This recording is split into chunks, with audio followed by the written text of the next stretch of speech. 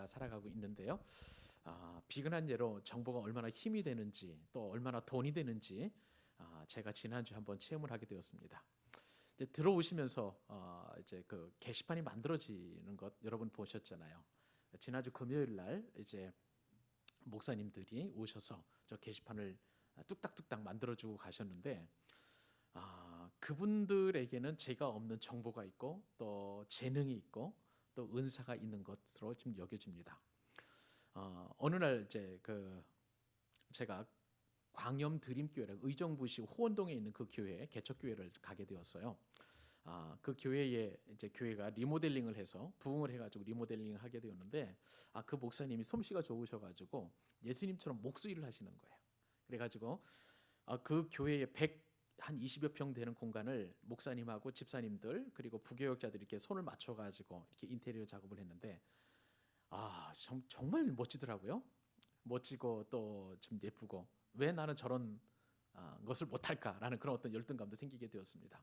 그러면서 이제 들어가서 제일 제 마음에 들었던 것은 뭐냐면 게시판이었어요. 게시판에 이제 큰 게시판을 만들어 놓고 거기에 교회 소식도 붙여놓고 새가족 소식 사진도 붙여놓고 그 다음에 선교사님도 소식을 이렇게 탁탁탁 붙여놓았는데 자석처럼 이렇게 딱 붙어가지고 소식을 붙여놓으면 테이프를 이렇게 붙이는 것처럼 지저분하지 않고 아주 깔끔하고 예쁘더라고요. 우리 교회도 저런 게시판 하나 있었으면 좋겠다. 그런 꿈을 꾸게 되었습니다. 언감생심 이제 생각도 못했던 것이죠. 비싸다고 생각을 했었었는데 이제 얼마 전에 한 달 좀 전에 저쪽에 이제 동탄에 있는 진리안 자유교회에 이제 개척을 한다고 그래서 잠깐 이제 그곳에 방문하게 되었는데 정말 예쁘게 이 목사님이 의정부에 사시는 목사님이 동탄까지 내려오셔서 우리 교회보다 조금 더 큰 우리 교회가 이제 실평수로 52평인데 거기는 56평을 공간을 꾸며서 예배당 만들고 목양실 만들고 또 그다음에 부엌 만들고 우리 교회에는 없는 자모실도 만들고 또 작은 또 소 예배실도 만들었더라고요. 이렇게 예쁘고 참 좋았는데 제 눈에 확 들어온 것도 다른 게 아니라 게시판이었어요. 거기도 게시판을 만들어 놨는데 이렇게 탁탁 붙이면 참 좋겠다는 생각을 가지게 되었습니다. 그래서 어떻게 하면 게시판을 갖출 수 있을까 이제 곰곰이 하다가 목사님께 그냥 지나가는 말로 우리 교회도 좀 게시판 있었으면 참 좋겠다라고 말씀을 드렸습니다. 그랬더니 목사님이 이제 한 번도 우리 교회를 방문해 보지 않으셨다가 이제 노회라고 이제 교회들 연합 모임이 있거든요. 그 모임을 끝나고 이제 우리 교회 방문해 주셨는데 목사님한테 부탁을 했죠. 우리 목사님 여기 이 공간에 우리가 좀 게시판 있으면 참 좋겠습니다. 얘기를 했어요. 그랬더니 가타부타 대답을 안 하시더라고요. 그리고 이제 식사하고 그다음에 차 한잔 마시고 이제 올라가셨어요. 그리고 나서 얼마 있다가 목사님 게시판 만들어 드리겠습니다 이렇게 얘기하는 거예요. 그래서 이제 지난주 금요일 날 게시판이 만들어지게 되었습니다. 그러면서 이제 든 생각이 뭐냐면 정보가 힘이고 능력이다. 그리고 저 게시판 재료비가 6만 원밖에 하지 않습니다. 그러니까 너무 싸게 그리고 아주 멋진 공간이 만들어져서 제 마음에 흡족한. 그래서 우리 교회에 이제 세계 지도에 그러니까 자작나무로 만들어진 세계 지도 모형이 들어가면 거기에 이제 우리 교회가 후원하고 기도하는 선교사님들을 위한 어떤 이제 기도 제목이 들어갈 거고 또 거기에 이제 이렇게 표시를 해서 우리가 늘 들어오면서 나가면서 선교사님을 위해서 기도해야 되겠다라는 그런 어떤 마음을 하나님이 주셨습니다. 결국은 드는 생각이 뭐냐면 정보가 많으면 많을수록 아는 게 많으면 많을수록 그게 힘이고 참 능력이고 또 그것이 하나의 어떤 좋은 유익을 끼치는 그런 도구가 될 수 있다는 생각을 해보게 되었습니다. 사랑하는 여러분, 아는 게 힘입니다. 이것은 영적인 원리도 똑같이 적용이 될 수 있어요. 호세아서 4장 6절 말씀에 따르면 내 백성이 지식이 없으므로 망하는도다. 하나님을 아는 지식이 없기 때문에 망하는 거예요. 정보가 없으면 망한다고 합니다. 어떤 정보입니까? 하나님을 아는 정보, 하나님을 아는 지식, 그것이 없으면 망한다라고 분명히 말씀하여 주셨습니다. 사랑하는 여러분, 하나님을 아는 것이 지혜의 근본인 줄로 믿습니다. 하나님을 자꾸 알아가야 돼요. 매일매일 알아가고 순간마다 알아가야 되고 우리의 고난을 통해서 우리의 경험을 통해서 우리의 어떤 믿음의 고백을 통해서 계속 하나님을 알아가는 그런 은혜가 저와 여러분에게도 필요한 줄로 믿습니다. 오늘 우리는 이 칠병이의 기적을 통해서 예수님이 어떤 분인가를 알아갈 예정이에요. 계속 제가 말씀 묵상해 나가는데 예수님이 이 짧은 본문 안에 참 여러 가지 방편으로 많이 우리에게 예수님이 어떤 분이신지를 말씀해 주고 계십니다. 지난주에 우리는 예수님이 어떤 분이신가, 예수님을 알면 알수록 더 큰 일을 행할 수 있다는 그러한 교훈을 우리가 생각해 보게 되었습니다. 예수님께서는요 우리에게 말씀하셨지만 주님께서는 나보다도 더 큰 일을 너희가 할 수 있으리라고 제자들에게 말씀하여 주셨어요. 그러니까 예수님을 알면 알수록 우리는 주님보다도 더 큰 일 얼마든지 할 수 있다는 것을 느끼고 또 체감할 수 있습니다. 놀랄 수 있어요. 무슨 우리가 예수님보다 더 큰 일 할 수 있느냐. 실제로 그랬습니다. 예수님께서는 이 팔레스타인 지역과 그 다음에 많이 나가셔야 약간의 이방인 지역에서 복음을 전하셨지만 우리는 얼마든지 5대양 6대주를 돌아다니면서 복음을 전할 수 있는 거예요. 빌리 그레엄 같은 경우에는 한 번에 100만 명 이상씩 놓고 전도 집회를 한 것을 보면 예수님의 말씀이 그렇게 틀리지 않다는 것을 우리는 어렵지 않게 짐작할 수 있습니다. 여러분, 예수님은 알면 알수록 우리는 예수님보다도 더 큰 능력과 또 은사를 베풀 수가 있는 거예요. 그러므로 예수님을 안다는 것은 얼마나 우리에게 큰 복인지 모릅니다. 여러분 한 분 한 분들을 축복합니다. 예수님을 알아가는 것이 점점 더 확장되어지고 점점 더 커지고 점점 더 늘어나고 점점 더 깊이 아심으로 말미암아 주님보다도 더 큰 일을 행하는 여러분 되실 수 있기를 바랍니다. 오늘 본문에서 예수님께서는 또한 어떠한 교훈을 우리에게 주시냐면요, 예수님은 우리를 불쌍히 여기시는 분이시라는 것입니다. 따라서 하십시다. 예수님은 우리를, 나를 불쌍히 여기신다. 예수님께서 불쌍히 여기시면요 우리는 복이에요. 그 자체가 우리에게는 큰 은혜가 되는 것입니다. 오늘 본문에 보니까요 주님과 함께 말씀으로 제자 훈련 받는 무리들이 등장합니다. 그 사람의 숫자가 대략 나와 있죠. 그 숫자가 대략 4,000명이었다. 9절 말씀에 보니까 그 숫자가 4,000명 정도라고 이렇게 기록이 되어 있습니다. 말씀으로 제자 훈련을 받는 거예요. 양육 훈련을 받는 거예요. 이 제자 훈련을 받는 이 무리들에게 한 가지 큰 문제가 생겼어요. 무려 사흘 동안 예수님의 말씀을 듣다 보니까 가장 그들에게 기초적인 그러한 인간의 문제인 민생고 문제가 생기게 된 것입니다. 무리는 제대로 먹지도 못하면서 무려 사흘 동안 예수님께 말씀의 훈련을 보게 된 거예요. 말씀의 훈련을 받게 된 것입니다. 그리고 나서 이제 어느덧 집에 돌아갈 때가 되었는데, 그런데 이 상황 속에서 예수님께서는 그러한 4,000명의 무리를 보시고 어떤 생각이 드셨냐면 불쌍히 여기는 그런 마음이 드신 거랍니다. 왜냐하면 그들을 그냥 돌려보내면 가는 도중에 분명히 기진맥진할 것이기 때문에 그렇습니다. 자, 한번 보실까요? 우리 1절과 2절 말씀 같이 한번 읽어보십시다. 자, 시작. 그 무렵에 또 큰 무리가 있어 먹을 것이 없는지라 예수께서 제자들을 불러 이르시되 내가 무리를 불쌍히 여기노라. 그들이 나와 함께 있은지 이미 사흘이 지났으나 먹을 것이 없도다. 한 절 더요. 3절까지. 만일 내가 그들을 굶겨 집으로 보내면 길에서 기진하리라. 그 중에는 멀리서 온 사람들도 있느니라. 여러분, 우리는 이 말씀을 묵상해 보면은요, 예수님이 어떤 분이신지 아주 선명하게 깨달을 수 있습니다. 주님이 먼저 제자들에게 말씀하셨어요.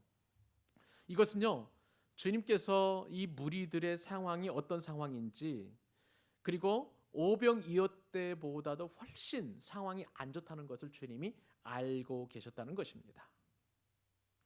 예수님께서는요 오병이어 현장에서 어떤 말씀을 하셨냐면 너희가 먹을 것을 주라고 말씀하셨어요. 그리고 그들의 형편이 배가 고프다 안 고프다 이런 것들을 전혀 모르고 계셨다는 거예요. 그런데 오늘 본문에서 이 칠병이어의 현장에서 보면 무리의 상황을 예수님께서 정확하게 알고 계셨다는 거예요. 그렇기 때문에 훨씬 그때보다도 안 좋고 훨씬 그때보다도 어려운 그런 상황 가운데 놓여 있는 제자들의 그 모습을, 무리들의 그 모습을 보시고 주님께서 먼저 말씀하시는 것이죠. 지금 나와 함께 있는 이 사람들은 이미 사흘이 지났지만 먹을 것이 아무것도 없다. 아무것도 먹은 것이 없다. 이제 그들은 집으로 돌아갈 텐데 분명히 가는 도중에 기진맥진할 거야. 어떻게 하면 좋을까? 이렇게 말씀하셨다는 것을 보면 주님께서는 먼저 그 상황을 충분하게 알고 계셨다는 것입니다. 사랑하는 여러분, 이것이 바로 주님께서 저와 여러분에게 하시는 말씀이에요. 내 상황을 아신다는 거예요. 내 처지를 아신다는 거예요. 내가 지금 당하고 있는 어려움을 내가 먼저 주님께 말씀하시기 이전에 예수님께서 먼저 내 상황을 알고 계신다. 이 말씀을 지금 여러분에게 하고 계십니다. 여러분의 가지고 있는 상황들이 어떤 상황입니까? 마음의 어려움, 육신의 질병, 그리고 또한 누구에게도 말하지 못할 그 상황들. 이것을 어떻게 하면 좋을까? 전전긍긍해하는 그 모습을 누가 보신다고요? 예수님께서. 예수님께서 이미 여러분들의 상황을 보시고 그 상황에 예수님께서 불쌍히 여기신다라고 말씀하시고 계시는 것입니다. 여러분, 우리에게 이것은 은혜예요. 예수님께서 불쌍히 여기신다는 것은 주님께서 이제 일하시기 시작하시는 순간임을 여러분 믿으실 수 있기를 바랍니다. 그러므로 주님은 항상 긍휼히 여기는 마음으로 일하시는 거예요. 긍휼이 없이는 예수님께서는 일하시지 않습니다. 그러므로 우리는 주님 앞에 늘 불쌍히 여겨달라고 기도해야 하는 것입니다. 불쌍히 여겨달라는 기도는요, 다른 사람이 아니라 오직 겸손한 사람만이 할 수 있어요. 교만한 사람은 절대 예수님 앞에 나를 불쌍히 여겨달라고 이야기하지 않습니다. 왜요? 나는 필요한 게 없기 때문에 그래요. 예수님께서 나를 불쌍히 여길 필요가 없다고 그렇게 교만한 마음, 자만하는 마음이 있으면 절대 주님 앞에 불쌍히 여겨달라고 기도할 수가 없다는 거예요. 그러므로 저와 여러분이 예수님을 항상 염두에 두고 기도할 때는 제일 먼저 주님 저를 불쌍히 여겨 주옵소서.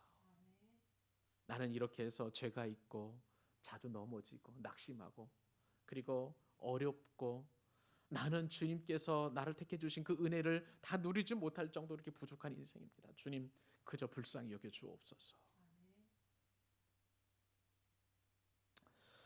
오늘 본문에 보니까요, 본문에서 예수님은 제자들에게 말씀하시죠. 내가 무리를 불쌍히 여겨노라. 2절 상반절에 그렇게 분명히 기록되어 있습니다.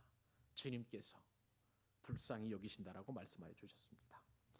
여러분, 예수님께서 지금 사람들의 음식 문제를 해결하심에 있어서 지금 제자들을 부르셔서 내가 무리를 불쌍히 여기노라라고 이렇게 말씀하셨는데 그 이유가 있습니다. 제자들 역시도요, 앞으로 이제 목양을 해야 될 거예요. 예수님께서 부활하신 예수님께서 계속 제자들에게 말씀하시죠. 베드로에게도 3번씩이나 네가 나를 사랑하느냐? 그러면 내 양을 먹이라. 목양을 부탁을 하시는 거예요. 계속 말씀하시는데 이제 목양의 기본은 뭐냐면요, 불쌍히 여기는 거예요. 예수님처럼 정말 예수 그리스도 없이 살아가는 그 저 영혼의 불쌍함들, 예수님을 믿는다 할지라도 늘 도살장에 끌려가는 양처럼 그렇게 넘어지고 쓰러지고 연약한 그 양떼들을 바라보면서 불쌍히 여기는 그 훈련을 시키시기 위하여 제자들에게 내가 무리를 불쌍히 여기노라. 너희들도 저 영혼들을 불쌍히 여기는 마음을 가져라 라고 그렇게 교훈하시는 것입니다.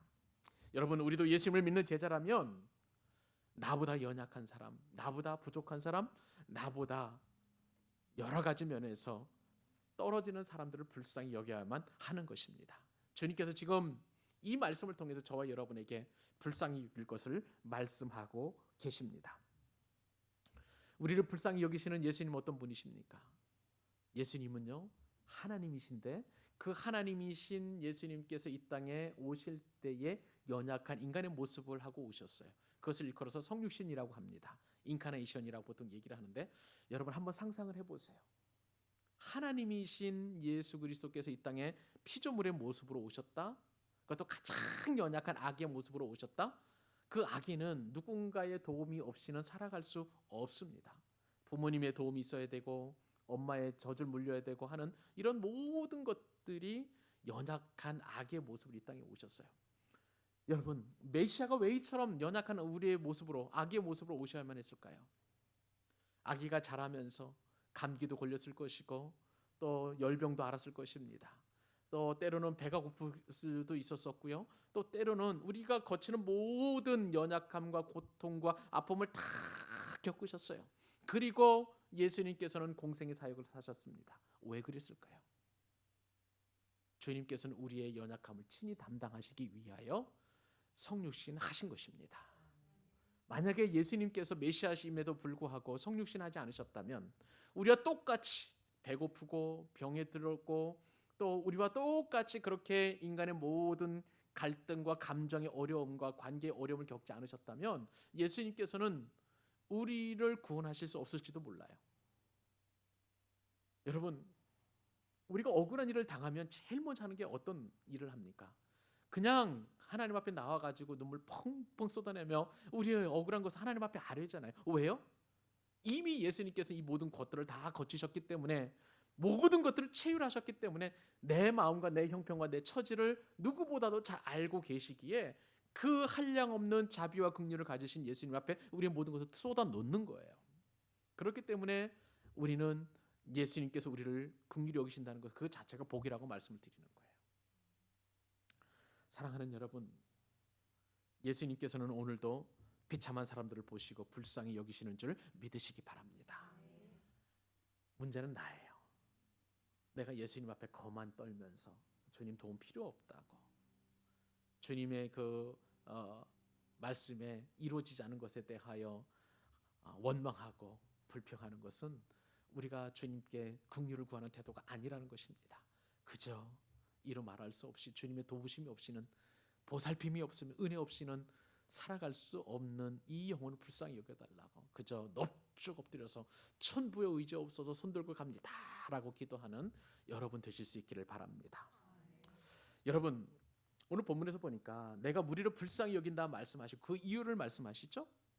뭡니까? 2절 말씀 중반절 이후에 보니까 내가 무리를 불쌍히 여기노라. 왜냐하면 그들이 나와 함께 있은 지 이미 며칠이 지났습니까? 사흘 동안. 사흘이 지났으나 먹을 것이 없도다. 여러분, 왜 무리들이 예수님과 사흘 동안 함께 있었을까요?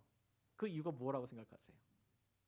거기에는요, 예수님의 말씀에 매혹이 되어서 집에 돌아갈 아무런 이유도 느끼지 못했기 때문에 그래요. 예수님의 말씀이 얼마나 기가 막혔으면 정말 그 꿀송이보다도 더 단 그 예수님의 말씀을 경청했기 때문에 사흘 동안 아무것도 먹지 않아도 될 정도로 저들의 영혼은 충만했다는 것을 알게 됩니다. 저는요, 이 말씀을 묵상하면서 우리 교회도 이러한 축복이 있기를 간절히 소원합니다. 저는 예수님처럼 말씀을 전할 수도 없어요. 그런 능력도 없어요.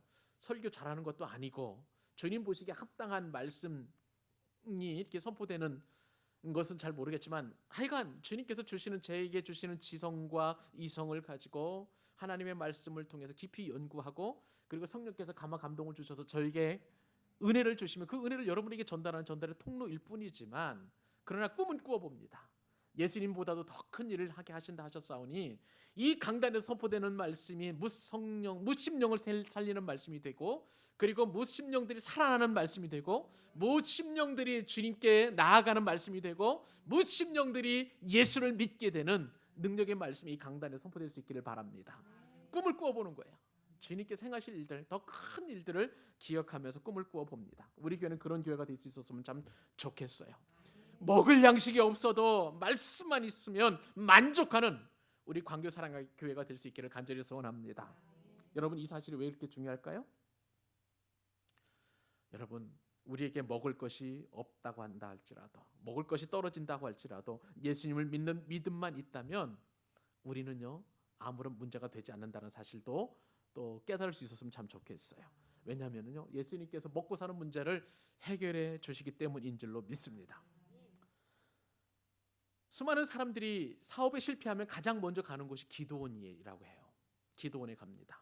근데 그 기도원에 가면 그곳에서 할 수 있는 것은 돈보다도 주님을 더 깊이 만날 수 있기 때문에 기도원에 들어갑니다.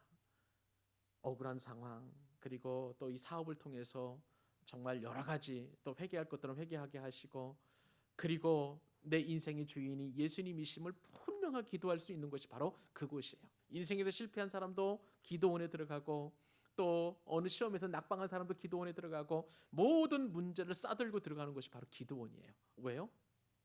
그 실패보다도, 좌절보다도 주님을 더 만나는 것이 복이라는 것을 고백할 수 있기 때문에 그렇습니다. 여러분, 주님을 만나면 먹고 사는 문제, 우리의 인생의 실패 문제, 사업의 문제, 그리고 진로의 문제, 모든 문제들이 해결되게 될 줄로 믿습니다. 왜냐하면 오늘 우리가 살펴보는 것처럼 주님께서 우리를 불쌍히 여기시고 긍휼히 여기시기 때문에 그런 거예요. 바로 그렇게 하기 위해서 우리는 늘 기도원에 가서 그렇게 하나님의 은혜를 구하고 있습니다. 오늘 본문에 보니까 우리가 사흘 동안이나 아무것도 먹지 못했기 때문에 주님은 그들을 그냥 돌려보낼 생각을 갖지 않으셨어요. 이미 예전에 오병이어의 기적을 일으킨 것처럼 칠병이어의 기적을 일으킬 것을 지금 염두에 두고 계시는 것입니다. 문제는 우리가 주님 앞에 불쌍히 여김을 받느냐, 불쌍히 여김을 받지 않느냐, 그 차이예요. 사랑하는 여러분, 우리가 주님 앞에 불쌍히 여겨달라고 기도하면 이미 주님께서는 우리를 불쌍히 여길 준비를 하고 계시는 줄 믿으시기 바라요. 여러분, 우리가 제자훈련 받으면서 창세기 22장에서 아브라함의 상황을 보게 되었잖아요. 아브라함은요, 하나님께서 그의 아들 이삭을 달라고 했었을 때 아무 불평 없이, 원방 없이 자기 아들 이삭을 하나님 앞에 드리기 위하여 모리아산으로 데리고 들어갑니다. 그런데 그 과정이 기가 막혀요. 우리가 지난번에 살펴보았던 것처럼 하나님께서 이삭을 바치라고 할 때에 너의 아들이지, 사랑하는 아들이야, 그리고 독자, 그 이름은 이삭이야. 하나님께서 우리에게 뺄셈을 요구하시는 것은요, 빼도 박도 못하게 딱 그것을 가장 소중하게 여기는 것을 주님께서는 그렇게 요구하신단 말이에요. 그 하나님을 보면 정말 무섭고도 매정하신 분으로 이렇게 오해할 수 있습니다. 근데 그것은 오해이고 매정하게 여기는 것은 우리가 믿음이 없기 때문에 그런 것이고요. 그러나 아브라함은 믿음이 있었어요. 나중에 이제 아브라함이 모리아산 앞에서 이제 나귀와 그리고 사환을 두고 이제 모리아산으로 이삭과 함께 데리고 올라갑니다. 그때의 사환들에게 얘기를 하냐면 우리가 갔다가 다시 오리라는 말을 써요. 그 얘기는 뭡니까? 내가 비록 이삭을 데리고 모리아산에서 번제단에서 이삭을 죽여가지고 번제로 태워서 하나님을 올려드리지만 그 죽은 이삭을 다시 살리실 것을 믿기 때문에 우리라고 표현한 거예요. 우리가 다시 오리라고 얘기했고요. 그것을 히브리서에 보면, 히브리서 11장에 보면 죽을 것을 다시 살리실 것을 믿었다고 그랬어요. 그래서 아브라함은 믿음의 조상이 된 거예요. 여러분, 하나님께서 이삭을 달라고 하셨을 때는 이미 이삭을 다시 살리실 것을 하나님은 계획하고 계셨습니다. 그러므로 아브라함은 그것을 믿음으로 말씀에 순종하기만 되었던 거예요. 근데 그 순종이 우리에게는 너무 어렵잖아요. 어떻게 하나님이 이방신 몰렉도 아닌데 그 이삭을 달라고 합니까? 그죠? 어떻게 하나님께서 처음부터 주시지나 말지 중간에 빼앗으려면 왜 이삭을 주셨습니까? 그렇게 아브라함은 하나님 앞에 따지지 않았다는 거예요. 그 상황 속에서 자기를 불쌍히 여기시고 긍휼히 여기시고 또 죽은 아들 이삭을 다시 살리실 것을 믿었던 그 아브라함이기 때문에 과감하게 하나님 앞에 이삭을 드릴 수 있었던 거예요. 그러나 하나님께서는 이삭을 죽이지 말게 하시고 숯불 사이에 걸린 수양 한 마리를 제물 삼아서 하나님 앞에 제사 드리도록 요구하셨습니다. 그것이 바로 그 유명한 여호와 이레. 하나님께서 스스로 자기의 길을 예비하셨기 때문에 우리에게는 그것이 주님이 내 길을 예비하시는 길이 되는 거예요. 여러분, 그러므로 이러한 믿음과 그리고 나를 불쌍히 여기실 때에 주님께서 어떤 기적을 베푸실 것을 우리가 기대한다면 우리에게는 그 어떤 것도 두려움이나 염려의 대상이 아니게 될 줄로 믿습니다. 그것은 오히려 하나님께서 우리에게 은혜를 베푸실 방편이라는 것을 우리 모두가 다 인정할 수 있게 되는 거예요. 저는 여러분들에게 그런 은혜를 누리셨으면 참 좋겠습니다. 믿음이 이기고 믿음이 승리하고 믿음을 통해서 우리는 하나님께서 나를 긍휼히 여기실 때 나에 대한 완벽한 계획을 가지고 계시다는 것을 우리가 꼭 믿었으면 좋겠어요. 그 믿음이 바로 우리를 승리하게 하고 그 믿음이 바로 우리로 하여금 살아나게 하는 하나님의 역사의 도구가 되는 줄로 믿습니다. 여러분, 그러므로 오늘 말씀을 통해서 이 한 가지만 기억하십시다. 이 밤에 나를 긍휼히 여겨 주옵소서. 아니, 우리 인생 가운데 하나님 나를 긍휼히 여겨 주옵소서. 나를 불쌍히 여겨 주옵소서. 그 간절함이 있을 때 주님께서는 나를 불쌍히 여기시고 긍휼히 여겨 주셔서 은혜를 베풀 만한 자에게 은혜를 베푸시고 긍휼히 여길 만한 자에게 긍휼을 베풀어 주셔서 우리로 하여금 승리케 하게 해 주실 줄로 믿습니다. 그 축복을 반드시 꼭 끌어안고 여러분의 인생 가운데 승리하는 인생 될 수 있기를. 에베네셀의 하나님, 우리를 도우신 하나님이시잖아요. 여호와 니스의 하나님, 승리케 하신 하나님이시잖아요. 그리고 임마누엘의 하나님, 나와 함께 하시는 그 하나님을 덧입어서 날마다 믿음으로 승리하는 여러분 될 수 있기를 주님의 이름으로 축복합니다. 축복합니다. 우리 말씀을 생각하시면서 한번 기도하십시다.